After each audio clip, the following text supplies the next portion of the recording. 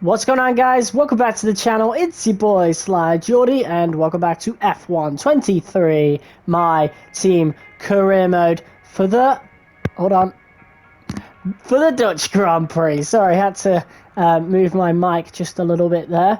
And if you missed last episode, well, it was the Belgian Grand Prix, and yeah, it was pretty mixed. But we came out on top in the end. Of course, we got a P7 in qualifying, worked our way up to P4 in the sprint, and managed to take the win in the race, all the way down to tyre strategy.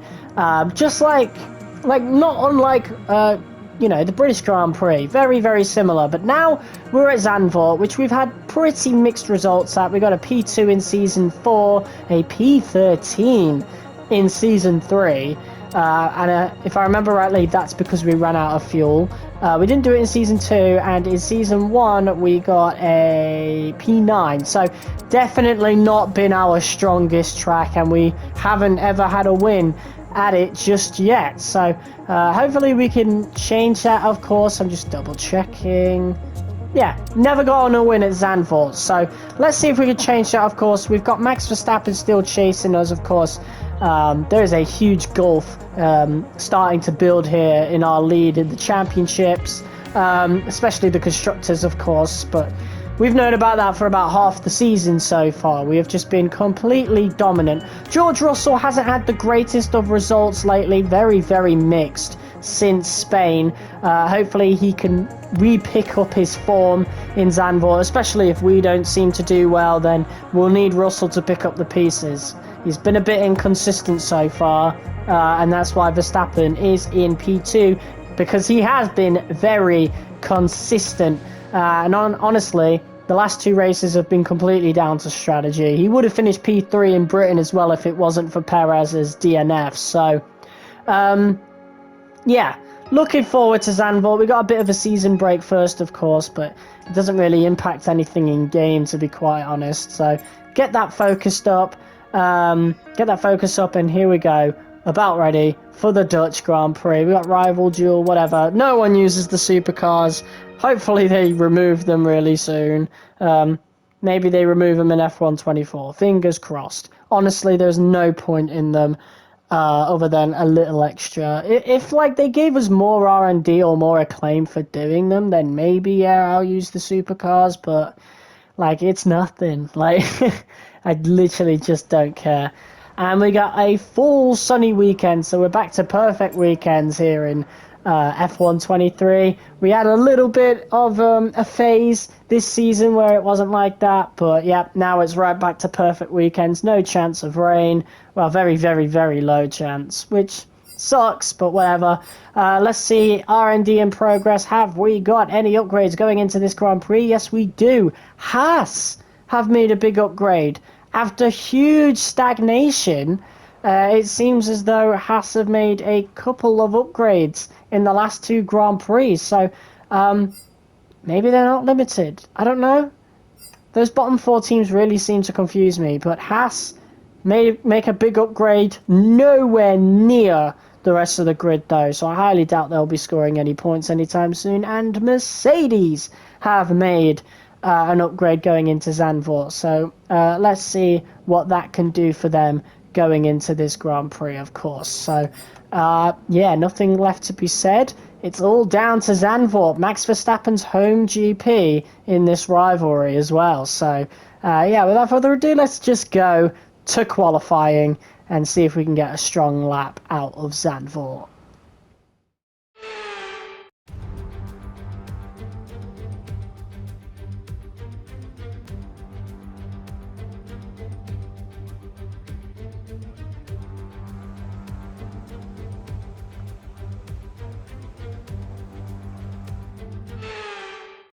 Well, here we are back at Zandvoort for, once again, I'm saying it again, the final time in F1 23. And pretty recently we've just had the official gameplay trailer for F1 24. Tell me what you guys think about that, as I'm not making an individual video on it. I am looking forward to the career mode video this Thursday, which will be tomorrow by the time I upload this. I'm recording this on a Tuesday, I'm going to upload it on the Wednesday, and then the career mode trailer will be on the Thursday. I am so excited for that. But focusing on the here and now, ZANDVOORT was one of my favorite tracks in F1 2020. But for some reason in this game, I'm definitely a lot worse at it. I don't know how to fully describe it, but I am just not that good at ZANDVOORT in this game. But perhaps things may change in this final episode that we do, ZANDVOORT related. But this first lap, pretty much a banker lap, essentially, especially since we were mostly on the curb on one of the final corners there. But we are the fastest in terms of everybody on the list so far. But as we go for our second lap towards the end of the session, we have fallen as far down as P4. But it's been a good start to the lap. Of course, we are now a 10th up on our original time. Of course, the grip is going to be a lot stronger. But yeah, I'm pretty good at this track until we get up to this particular section right here. For some reason, I just lose quite a bit of time on this particular section compared to the AI. I don't know whether that's a skill thing. Maybe the AI are a bit OP on that section. I don't know. I've just never really been good at that section. Always lost time. But yeah, other than that, still a pretty good lap. It's really good, actually. A purple first sector, green second sector, but we've lost a little bit of time since. And let's see what we can do now on the final corner. We've gained about a 10th on that final sector compared to our first lap. So that's, you know, the big difference of the curve. And it's only P2. That is a shame. When I was doing that lap, I genuinely felt as though that might have been the best lap of ZANDVOORT that I've ever done. And quite frankly, it was really close. Literally 18 milliseconds off of Lando Norris in the Mercedes. So Mercedes' new upgrades finally coming to fruition, despite Bottas being in P13. So Lando Norris has absolutely pulled it out of the bag there, because we were actually quite a lot faster than everybody behind us. So I have no idea how Lando's pulled that off. But P2, I'm not going to complain about it. Let's get on to the grid. For years, the passionate Dutch fans have been easy to find trackside in races across Europe. Here this weekend, it's even easier to find the Dutch fans as they have a race to call their own once again. A warm welcome to all of our viewers in the Netherlands and around the globe, of course, as we get underway for the Dutch Grand Prix. A lap of this short 2.6 mile ZANDVOORT circuit features 14 corners, 10 to the right and 4 to the left, with a 678 metre main straight heading into turn 1, Tarzan Corner. And on that straight with DRS open, that'll be the best overtaking opportunity on this track. It's time to see how our drivers are stacking up after yesterday's exciting qualifying session. Lando Norris put in a fantastic lap yesterday, and he'll start from pole position, and the owner driver alongside. Looking at the rest of today's grid, we have Perez, Leclerc, Théo Pourchaire, Gasly, Ocon, Stroll, Sainz, Tsunoda, Russell, Oscar Piastri, Bottas, Verstappen, Liam Lawson, Drugovich, Deruvala, Joe, Sargent, Magnussen, De Vries, and Alex Albon picks up the last spot on the grid. It's almost time for those 5 red lights to go out then. Let's see who can prevail today. Alongside me to discuss all the action today is Natalie Pinkham. Thanks for joining us, Natalie. And tell me, you were down in the pit lane earlier. How do you think the track conditions are today? Well, it's looking a bit cold out there, if I'm honest. These tyres have quite a narrow operating window in terms of the temperatures they need to extract the best grip. So, with the cold track surface, it's going to be harder to keep those temperatures up, which will lead to lower grip and maybe more mistakes. Well, that is certainly interesting. That's not a commentary that I hear very often, and that's something to take into consideration, of course. And what we also always take into consideration are how the tyres feel in the practice sessions. And again, it's a high tyre wear track. We seem to be getting a lot of those this season, but we're going to take the risk and go on softs, move on to mediums. Hards were just not good in practice at all. As we near ever closer to the start of the race. Which team will come out on top? Who's got their strategies right for today's race? Well, we'll soon find out.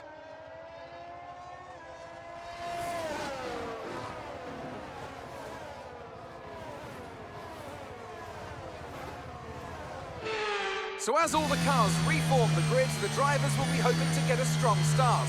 They'll want to earn some valuable points from today's race, with final communications being done with their race engineers, ensuring the planned strategies are all in place. So here we go. We've never won a race at Zandvoort. We came pretty close last season, I think. I think we finished P2. But this is the highest qualifying position that we've ever had. So if we can get out in front, I am 99% sure we'll be able to defend really well. You know, Zandvoort, if there's anything good I can say for definite about me going around Zandvoort, is that it's actually really easy to defend on this track. But it's also really easy to overtake. It's a pretty good track, but we are underway, and Lando Norris has a slow start in the Mercedes. It's not the worst start in the world, but Charles Leclerc definitely going around. There's 3 wide behind us with Sergio Perez, who is now overtaken and gone into P2. What a beautiful move right there. Leclerc's just lost the spot to Gasly, so Leclerc you know, went all in on that corner and failed, unfortunately. But yeah, it's a pretty good start for us now, almost a second ahead. Of course, we have some engine wear in the bottom right. That's because of the gearbox. You know, it's enough to last me one more race without any significant issues, so that's nothing to worry about there. But yeah, this is a perfect start, and likely going to be our best opportunity at winning a track that we have never won before, and that's something that we've been trying to do this season. Of course, we won at Jeddah. We weren't able to get the win at Baku, unfortunately. That definitely sucks, but who knows, maybe it'll happen in F124 and we finally get a win it in the Azerbaijan Grand Prix. But for now, of course, we need to focus on Zandvoort, and you might notice that a couple of people aren't anywhere near us. That would be Max Verstappen and George Russell, both taking engine penalties, but I don't think Russell even qualified well. So, yeah, he's just not on a good run of form lately. But there goes Sergio Perez as Oscar Piastri is out of the session, and that was pretty dastardly defending from Sergio Perez right there. Pretty naughty, I would say. Did not give us much space at all going into that corner, to the point that we actually went onto the grass a little bit, unfortunately.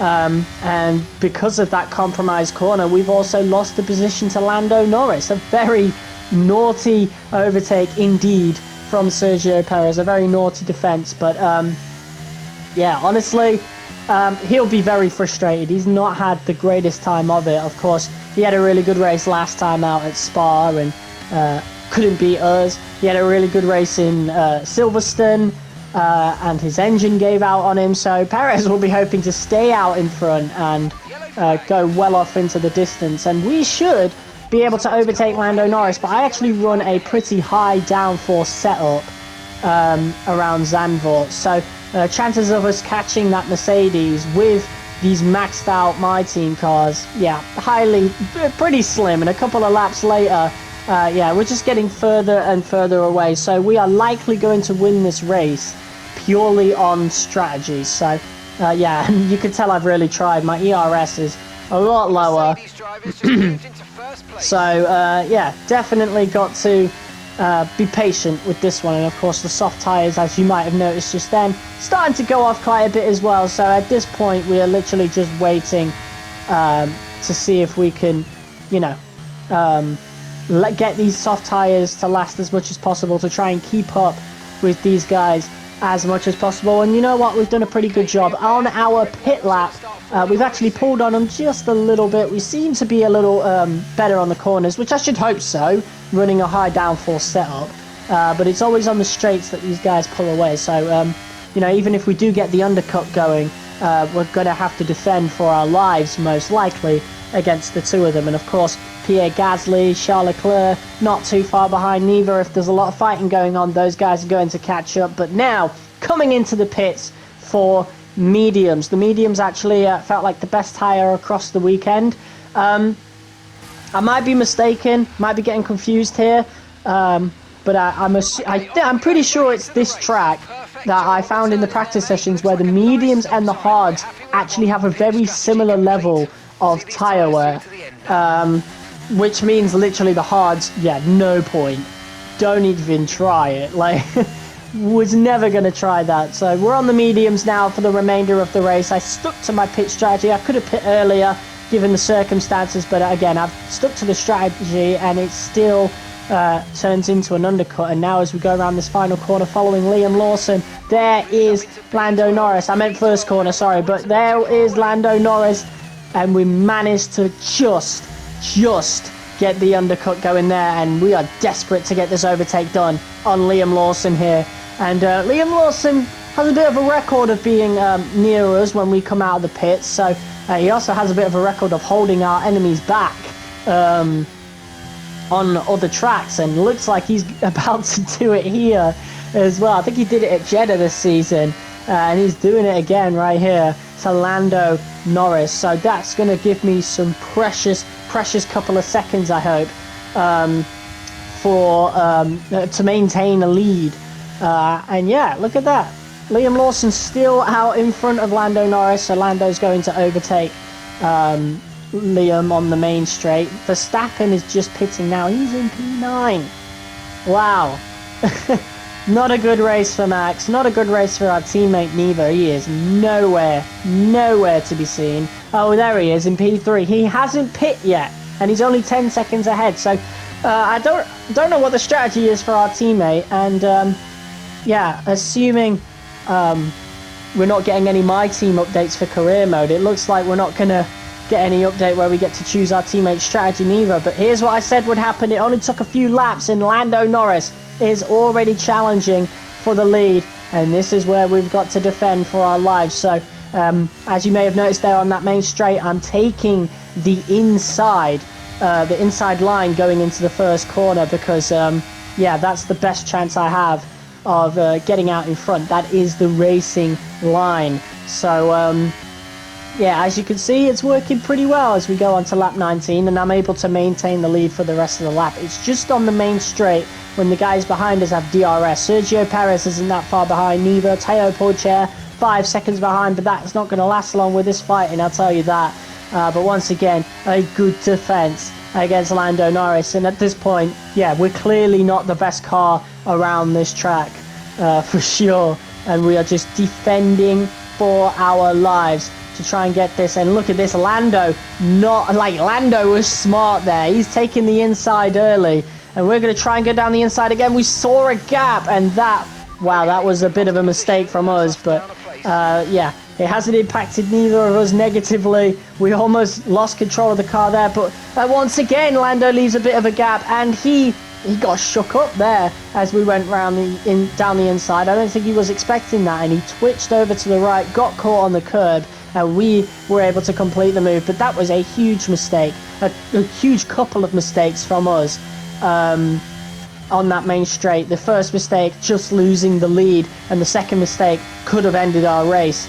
But yeah, this time, lap 21, making no mistake, we get down on that inside line early, and once again continue the routine of just keeping in front of Lando. But this time Sergio Perez has dived down the inside. That's 2 inside lines that Lando Norris has just completely lost there, and now we're going to be in even more trouble, because that Red Bull is actually higher than us in the R&D chart, even though we're maxed out, but somehow they're higher than us. And Sergio Perez gets ahead of us, and we are doing the same thing once again, but a little bit more aggressive as we were against Lando, because yeah, remember that naughty move that Sergio Perez did earlier in this race. And look at this, Lando Norris once again, attempt number 4, 5 is that? And once again, we are holding on for dear life. And as we move down into the final lap, Lando and Sergio Perez have actually fought so much that we haven't even needed to defend. So we've got to you know, be able to take the racing line right there. And look at that, Sergio Perez and Lando slowing each other down on this final lap, and I'm dealing with a lot of tyre wear at this point, so I am glad this is happening. But again, I didn't mention it earlier actually, Sergio Perez is on 2 laps fresher mediums, and I mean, look at how much time he is going to gain through sector 2 here. Look at that, 3 tenths, 4 tenths, nearly like 5 tenths gained, half a second gained through sector 2. That is how rough it is in sector 2 on Zandvoort. Is it an AI thing? Is it a me thing? I'll leave that up to you guys, but look at that tyre wear, 35% tyre wear, and Sergio Perez in the Red Bull is right on my tail. And yeah, this might be a photo finish. Taking the curb, taking too much curb once again, and look at this, getting the power down using ERS, but Sergio Perez is getting ever closer. He's pulling out to the left, and we have just about made it. Wow, what a race. What a race that was. That was probably some of the hardest defending I've ever had to do to win a race. We were clearly not the best car on the grid on race day for Zandvoort, but we have done it. So Natalie, what do you think helped them deliver this result? I feel consistency was probably the key today. There's being quick, and then there's being quick lap after lap after lap. If you can do that, you can capitalise on other people's errors without making many of your own. And that's an approach that can push you a long way up the field. A show-stopping performance from the 3 drivers approaching the podium right now. It's been an interesting Grand Prix, that's for sure. Well, that is win number 3 in a row, I think. Is that 3 in a row? I don't know, but we are really, truly taking control of this Drivers' Championship now. And yeah, honestly, this game has just gotten really, really easy, you know? I can't turn the difficulty up anymore with the settings I'm using, simply because the AI starts getting overpowered, as we saw in Imola, for example. So I've kind of hit the ceiling here with F123. And even though at first I was very skeptical of F124's change in handling, you know, I think I appreciate it a lot more the more I play this game and the more I just win, you know?